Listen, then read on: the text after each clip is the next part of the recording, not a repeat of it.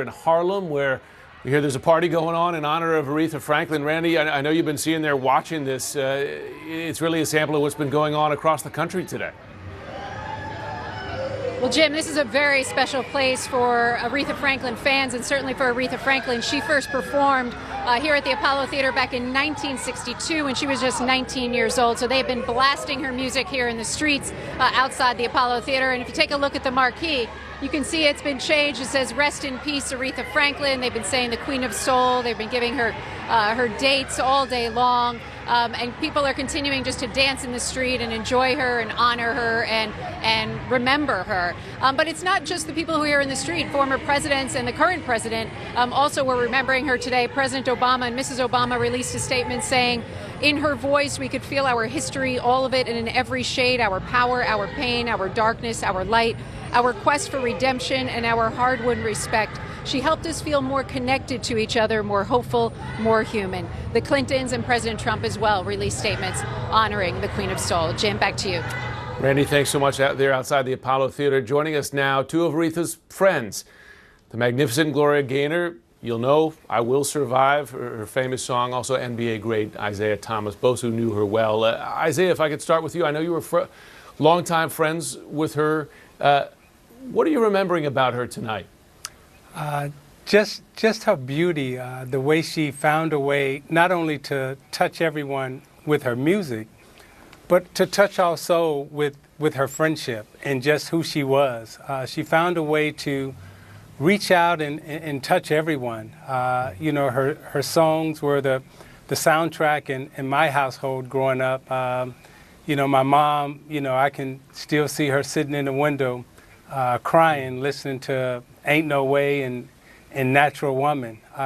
You know, she inspired all of us, you know, with her words. But again, just the way she reached out and touched us with her friendship.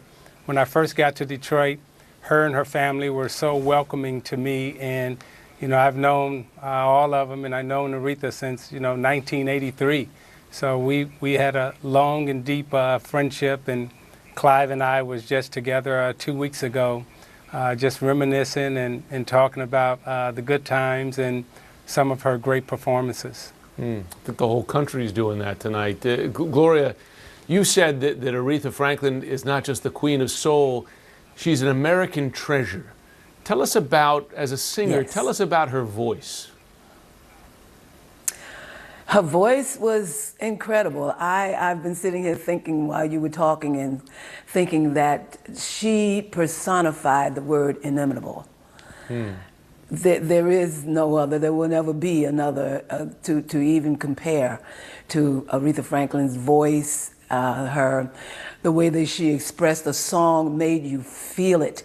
You believed that she was living or had lived the words that she was singing, because it was just so, seemingly so deeply felt and transferred to you as you were hearing it.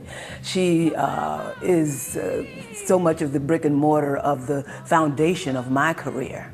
I sang so many of her songs when I first started performing, because those were the songs to sing. If you were going to sing anybody's song and be heard and be listened to, you had to have Aretha Franklin songs in your repertoire. And so I've always admired her for her tenacity in her career, for her voice, for her delivery, for her complete musicianship. The education that so many people go into singing, don't bother to be educated.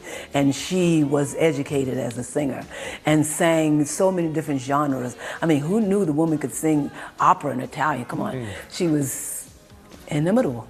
Yeah, we played that earlier today. She said she jumped in for Luciano Pavarotti last minute and, you know, sang like a natural. Yeah. She covered your song "I Will Survive" on a recent album. I have to imagine, as a singer, as a performer, that's about the biggest gift she could have given you. Absolutely, absolutely. They say that imitation is the highest form of compliment, and so she highly complimented me by doing that song, by doing my song, and I am so flattered by that. I really, really was when I heard about it.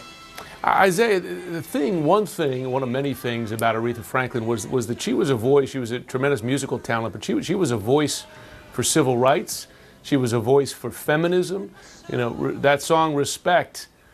There was a lot of meaning behind that word, respect. How important was that part of her legacy?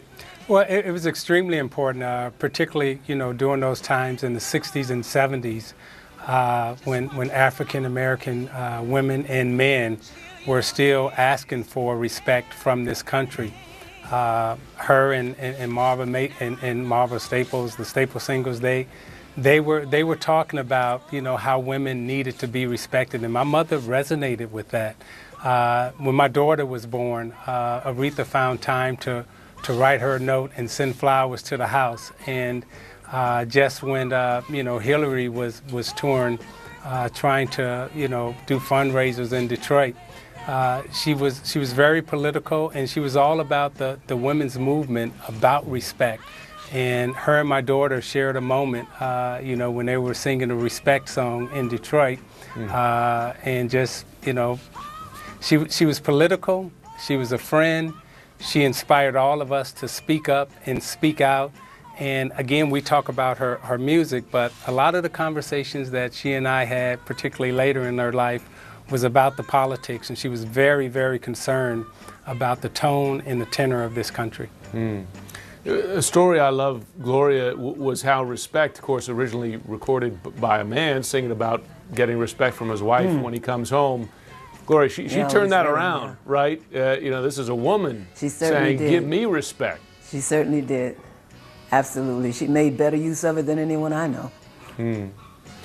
As you're here tonight, both of you, I feel lucky to have two folks who knew her so well. Isaiah, she was very private personally, and she faced a lot of tragedy in her life. Her father, who of course had been a preacher, he was shot by burglars, and he lingered on in a coma for 5 years. She had a child very young. How did that affect her? Did she share with you? How did she overcome personal tragedy? Well, as you said, she was very private, but then there would be moments, you know, during our conversations that, you know, she would share some of those private struggles that she had dealt with, you know, trying to help me in terms of some of the private struggles that I was dealing with. So she was very willing to share with her close friends.